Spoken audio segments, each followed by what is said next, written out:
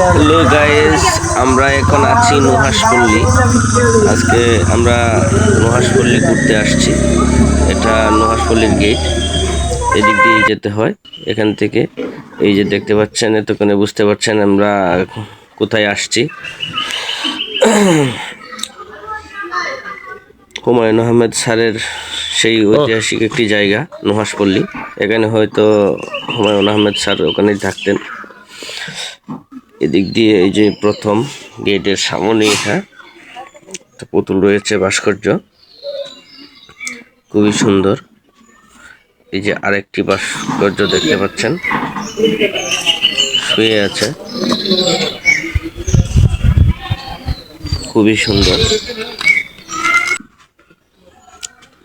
এদিক দিয়ে একটা গেট সাজানো, এই পাশে একটা হাউস রয়েছে, এই যে আবার একটা পুতুল রয়েছে, খুবই সুন্দর।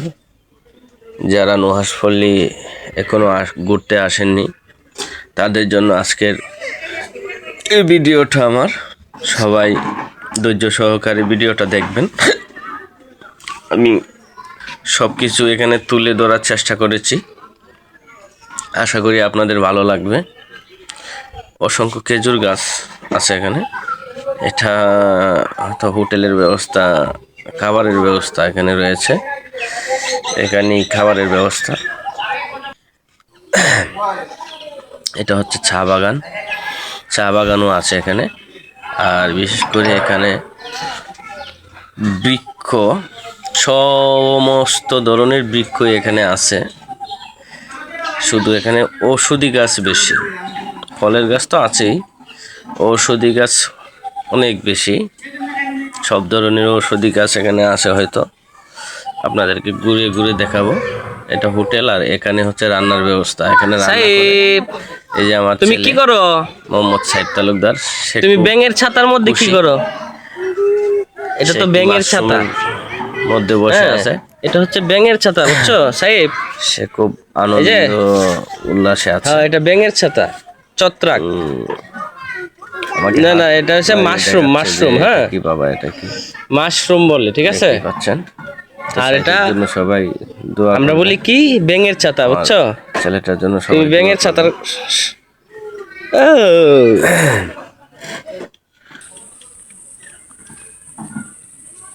যে বৃক্ষপ্রেমী হুমায়ুন আহমেদ স্যারের জন্মদিনের শুভেচ্ছা দিয়েছিল। তারিখটা ভালোভাবে দেখা যাচ্ছে না, 2006 সালের দিকে হবে। এই যে এখানে আছে ডাইনোসর, অনেক সুন্দর একটি জায়গা, দেখার মতো একটি জায়গা। হ্যাঁ, আপনারা আসতে পারেন। তো নুহাশপল্লী আসতে হলে আপনাদেরকে লোকেশনটা দিচ্ছি আমি। লোকেশন হচ্ছে হোথাপাড়া, নামবেন।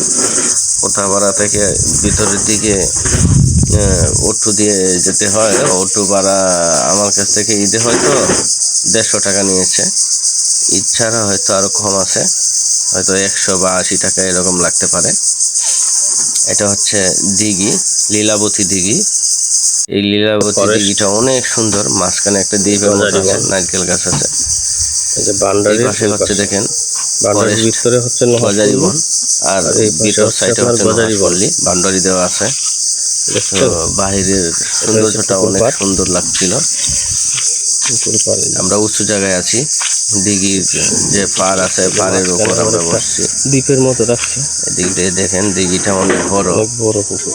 এখানে অনেক মাছ আছে আশা করি।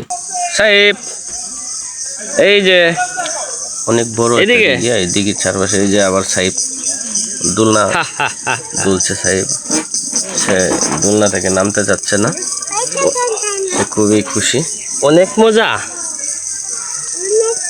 সে দোলনায় ওঠার পরে নাকি অন্যদিকে আর যাচ্ছে না, সে দোলনায় শুধু দুলছে। সে বলছে না, আমি দোলনা থেকে নামবো না। সবাই ধৈর্য সহকারে ভিডিওটা দেখতে থাকুন শেষ পর্যন্ত। আরো অনেক কিছু আছে ভিডিওতে, যারা আসেননি তাদের জন্যই মূলত আমার আজকের এই ভিডিওটা। আর যারা আসতে চান অবশ্যই আমি লোকেশন বলে দিয়েছি, সেই লোকেশন অনুযায়ী আপনারা চলে আসবেন। ওই যে ডাইনোসরগুলো দেখা যাচ্ছে,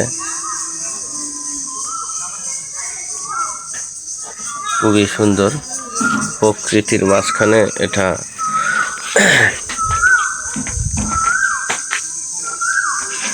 প্রাকৃতিক পরিবেশে গড়ে ওঠা একটি রিসোর্ট। সাহেব, এটা মূলত হুমায়ুন আহমেদ স্যার এখানে থাকতেন। উনি বিভিন্ন ছায়াছবি অথবা নাটকের শুটিংয়ের জন্য তৈরি করেছিলেন। এই যে আমার ছেলে সাহেব, সাহেব দুলনার বাবা টাটা টাটা। আনন্দটাই উপভোগ করতেছে।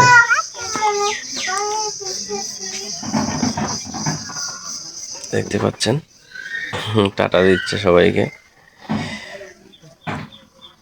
সবাই আমার ছেলের জন্য দোয়া করবেন অবশ্যই। ডাইনোসর এদিকে খুব সুন্দর, ওই যে ডাইনোসর গুলা, আর চারিপাশে যে গাছগুলা দেখতে পাচ্ছেন, এগুলা বেশিরভাগই ঔষধি গাছ। উনি ঔষধি গাছই রোপণ করেছেন বেশি। ওই পাশটা দিয়ে অনেক সুন্দর একটা জায়গা, মাটির ঘর আছে, আপনাদেরকে দেখাবো। অনেক যে পড়বে কিন্তু অনেকেই এখানে আসেন ঘুরতে। এই যে দেখেন, আপনাদেরকে ঘুরে ঘুরে ঔষধি গাছগুলো দেখাচ্ছি আমি। কবুতরের খুব অসংখ্য কবুতর আছে এখানে। এইগুলো হচ্ছে ঔষধি গাছ। এই যে কবুতর আছে, অনেক কবুতর এটার ভিতরে। দূর থেকে তো দেখা যাচ্ছে না, একটু জুম করে দেখানোর চেষ্টা করছি। এখানে অসংখ্য কবুতর। এদিকে আবার গরু ছড়াইছে অনেকেই। গাছগুলা পরিষ্কারের জন্য গরু ছড়াই দিছে হয়তো স্থানীয়। এখানে একটি বড় দাবা রয়েছে, খুবই বড় একটি দাবা। প্রায় একটা ঘরের জন্য যতটুকু জায়গা লাগে ততটুকু পরিমাণ জায়গা নেই একটা দাবা। দেখতে পাচ্ছেন, এই দাবার ভিডিওটা আমি এর আগে দিয়েছি, আপনারা হয়তো দেখেছেন অনেকেই। আপনারা যারা আসবেন অবশ্যই দাবা খেলবেন, কোনো সমস্যা নেই। দাবা খেলায় কোনো নিষেধাজ্ঞা নেই, যে যার মতো দাবা খেলতে পারেন। তো এখানে টিকিট কাউন্টারে আপনাদের টিকিট হচ্ছে প্রতিজনে 200 টাকা। 200 টাকা করে টিকিট কেটে তারপরে ভিতরে প্রবেশ করতে হয়। দেখেন অনেকেই আসছে, কেউ ছবি তুলছে, কেউ ভিডিও করছে।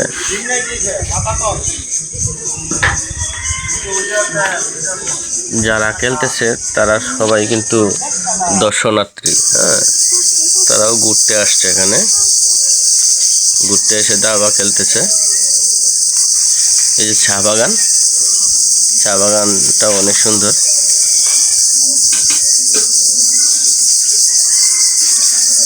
অনেক সুন্দর একটা চা বাগান করছেন। তো গাইস, ভিডিওটা কেমন লাগছে অবশ্যই কমেন্টস করে জানাবেন। আর যারা যারা ঘুরতে আসতে চান কমেন্টস করে লোকেশনটা তো আমি বলে দিয়েছি, তারপরেও যদি কোনো সমস্যা হয় আমাকে নক করবেন, আমি লোকেশনটা আপনাদেরকে শিওর করে দেব। প্রাকৃতিক পরিবেশের মধ্যে ঘুরতে কে না ভালোবাসে।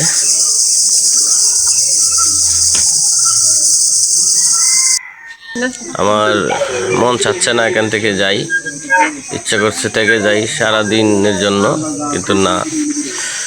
এই যে বিশেষ যে একটা ভিডিও, সেটা হচ্ছে হুমায়ুন আহমেদ স্যারের সমাধিস্থল। এটা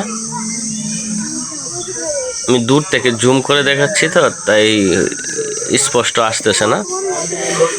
তারপরেও আপনারা আসলে অবশ্যই সমাধিস্থলটা দেখে যাবেন ওনার। উনি এখানে চিরস্থায়িত অবস্থায় আছেন।